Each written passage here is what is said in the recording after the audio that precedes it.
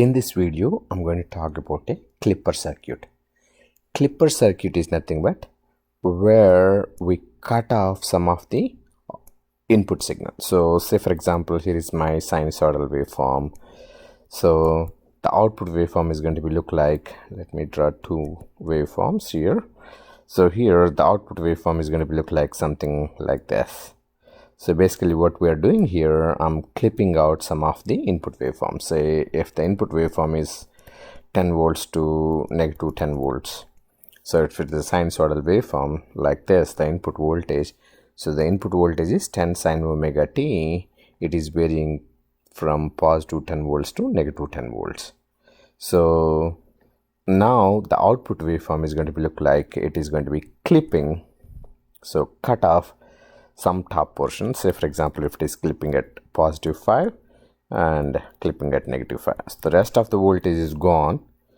The advantage with this is the average power delivered to the load will be lower. That's one of the advantage.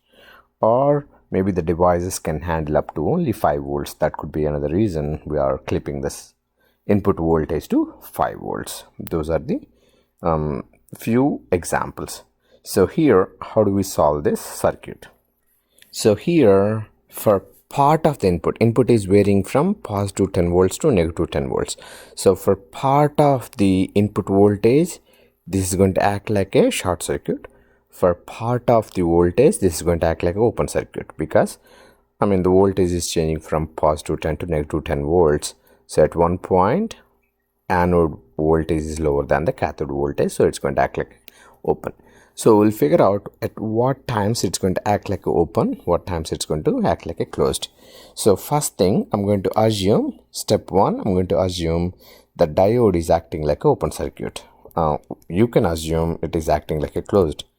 That is fine too, but I'm going to assume it is going to act like a open. So if it is acting like open, this is how the circuit is going to be look like. Okay. So if this is the case, if it is acting like open, what is the output voltage? Since there is no current passing through this, I equal to 0, my V naught must be same as V input. Everyone agree? So that's my output voltage. Now, I assumed this diode is acting like open. So when this diode is going to act like open, so this V naught minus 5. So anode voltage minus cathode voltage. The cathode voltage is 5 volts. Must be less than 0.7 volts. Then only it's going to act like an open circuit, right? So this V naught must be less than 5.7 volt. Okay. So V naught equal to Vn. So if I substitute Vn must be less than 5.7 volt. So here from this I can tell if input voltage, if Vn is less than 5.7 volt, then V output equal to V input. This is one condition. So what I did here, first I found V naught equal to V input. Now I came to the where I assumed this diode is open circuit.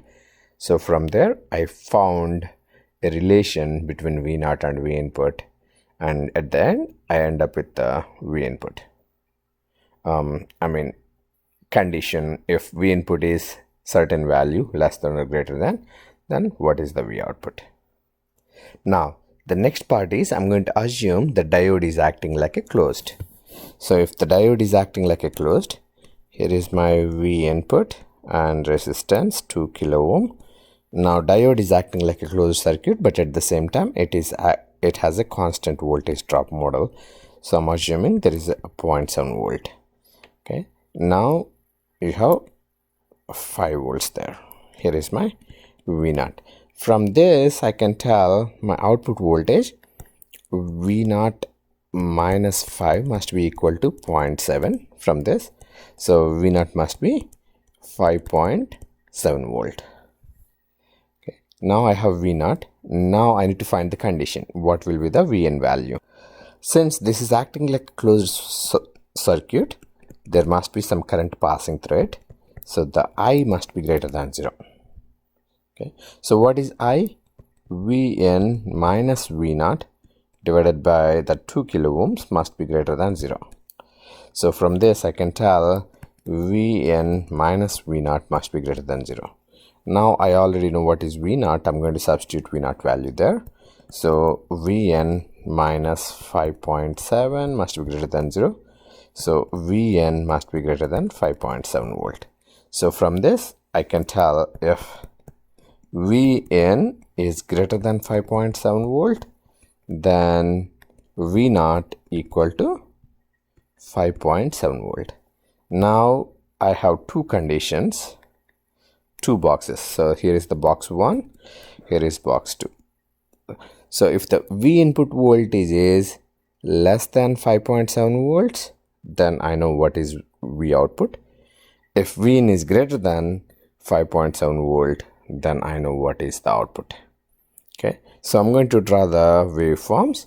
So my input and output waveforms are going to be something like that. Always draw on the same y-axis. So here is my input, sinusoidal waveform. It is varying from 10 volts to minus 10 volt. Okay, that's omega t, and here is my V input. Okay. My V output is going to be right here. This is my V out. Now you can see, if from the first box, if V input is less than 5.7 volts, then I know what is V0. So if V input is less than 5.7, look like 5.7, I can say 5.7 is somewhere here. Okay, that's a 5.7 volt. So at 5.7, draw some dotted lines towards down. Also draw dotted lines at 0, every 0, so that way we know what is going on or where to draw the waveforms. Okay, now 5.7, another dotted line there, another dotted line there. Okay. Now my output waveform is going to be up to 5.7 volt. My V0 and V input, everything is going to be same.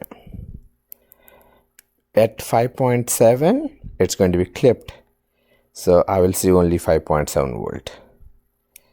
Okay, and below 5.7 volt, I see the whole cycle. So negative cycle, there is no clipping. We'll see clipping only at positive half cycle. This is how we draw input and output waveforms. Okay, from here we can draw